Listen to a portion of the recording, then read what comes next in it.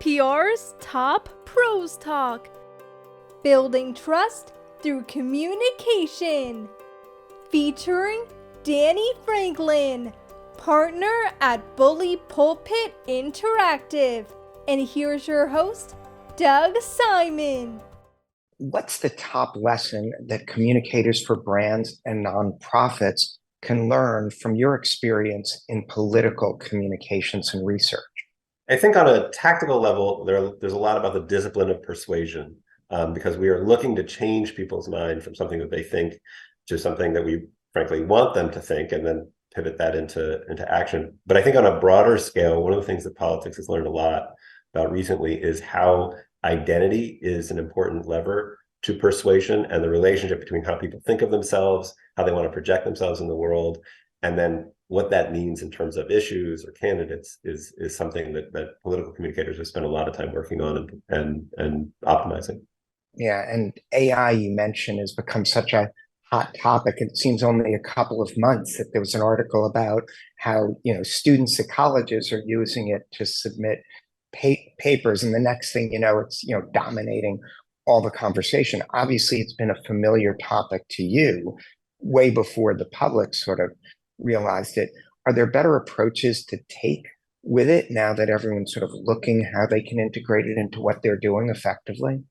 Yeah, I think that it's a critical tool, and it's going to superpower an awful lot of communications and analysis of data.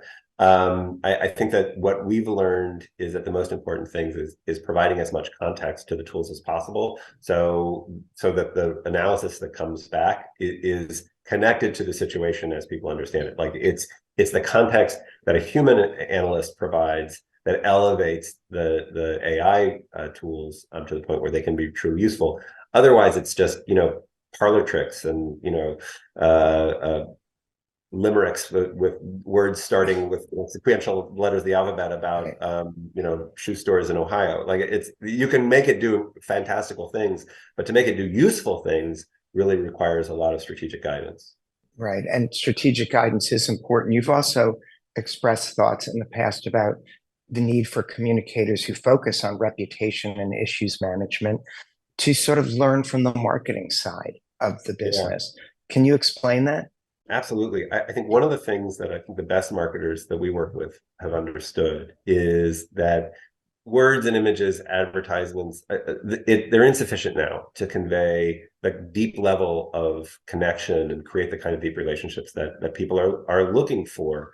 And so they're shaping experiences to convey aspects of the brand that are critical. I think the same is true for the best communicators. We're looking for ways to weave into the customer experience and people's experience with a brand, weave those stories and narratives and messages that convey trust and build a real understanding of why the future needs a company, a future worth living in anyway.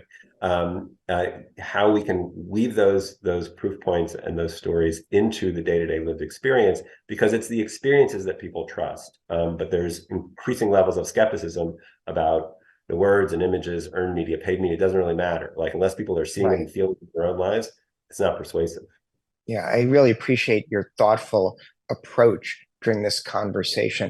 One challenge that brands often face is how do they transmit the actual experience of their consumers?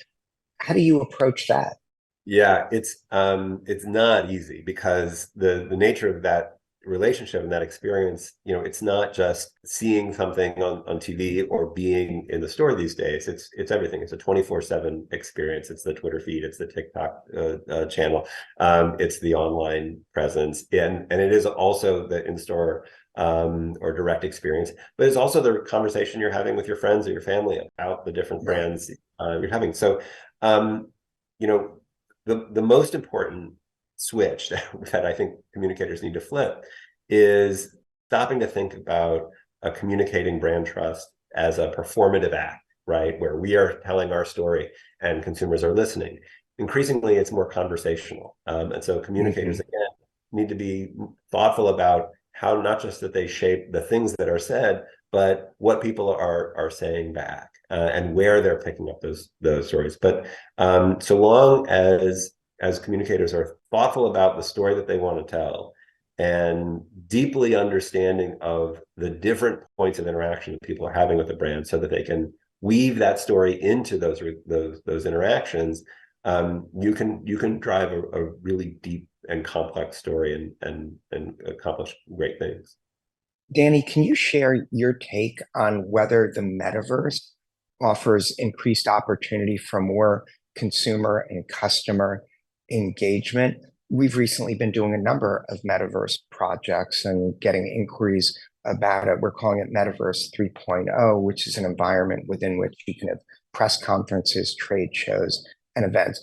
I'd love to get your take on the potential for engagement we've been discussing. I think that there is, and it could be huge potential. I mean, again, there too, like the customer, the audience, like they get a vote. And, I think that the question that the metaverse asks is like, are they going to show up? And, increasingly the challenge that communicators have is how you can be in the places where people are willing to point their eyeballs. And if the metaverse could be an extraordinarily powerful tool because it is so immersive and because the creativity that allows is total, like truly total, right? Yeah. We never get the opportunity to fully shape the communications context as completely as we would in a metaverse, with the one exception that we need people to show up and put on a headset, at least for now. And that's still an open question. Yeah, and that really ties back to so much of what you've been talking about with how can communications just enrich the quality of people's lives, whether that's political, whether it's brand. Any final thoughts, Danny? Really appreciate your insights. I think that thank you. This has been super fun, and I appreciate I appreciate the chance to talk. I think coming back to like what's the core mission of communicators, and I even though we're in a period of eroding trust, I think that the experience of the pandemic has elevated the importance of trust. People give it away more sparingly, but it's more critical than ever because people are more deeply understanding of their dependence and need for institutions to act responsibly and in a way that measures up with their expectations of society. So, one of the conversations that I find myself having a lot is whether trust is outdated and we should try to drive for different things. And I think more like, I think that's a cop-out. And there are plenty of institutions that are creating really strong bonds of trust. They're just doing it in a different way than we used to. And unless you understand how the best organizations, institutions are creating those relationships of trust, the future is going to pass you by. Thanks so much for joining us. Thank you.